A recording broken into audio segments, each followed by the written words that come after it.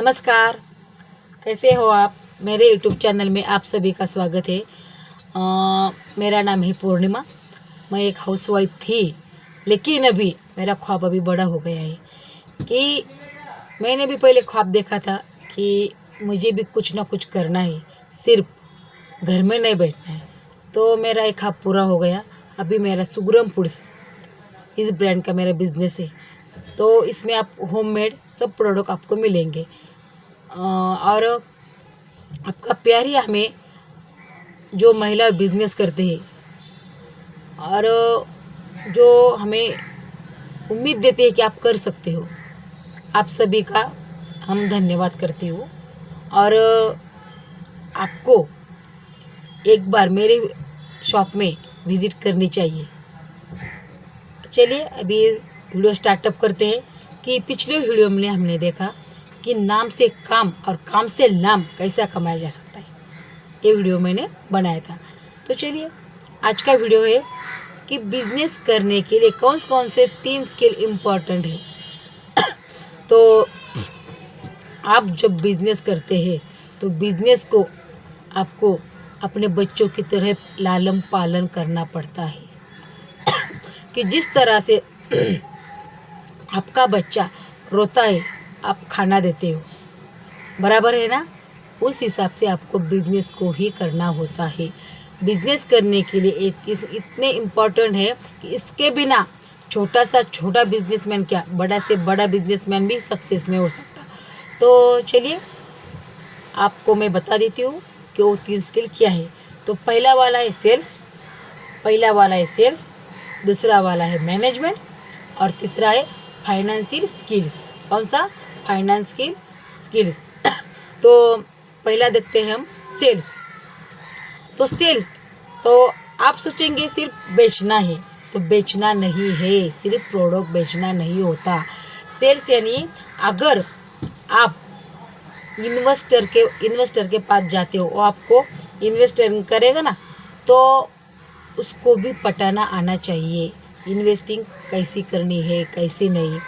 दूसरा, कस्टमर को आप कैसे बता सकेंगे कि हमारा प्रोडक्ट बेस्ट ऑफ है, वो स्किल भी आपको आनी चाहिए।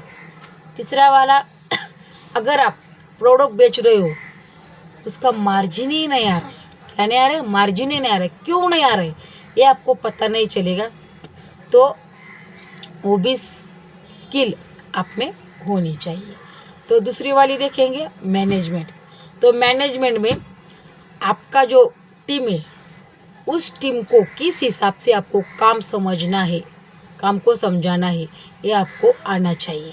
क्योंकि आप तो सभी जगह काम नहीं कर सकोगे, सभी जगह जाकर काम नहीं कर सकोगे ना। उसके डिपार्टमेंट होंगे ना, मैंने मार्केटिंग अकाउंटेंट, उसके होंगे ना पैकेजिंग मैन्युफैक्चरिंग, उसके अकाउंट होते हैं। तो उस सब जगह तो आप जा नहीं सकते ना। तो टीम को कैसा हैंडल करना है ये भी स्किल आपको आनी चाहिए ना। अगर आप उनको 50,000 रुपये सैलरी देते हो महीने की, तो 50,000 के बराबर वो काम करते हैं या नहीं करते, ये भी आपको देखना चाहिए। अगर कोई लेबर गलती करे तो उसकी गलती नहीं होगी, वो हमारी गलती होगी, क्योंकि हमें मैनेजमेंट करना ही नहीं आता।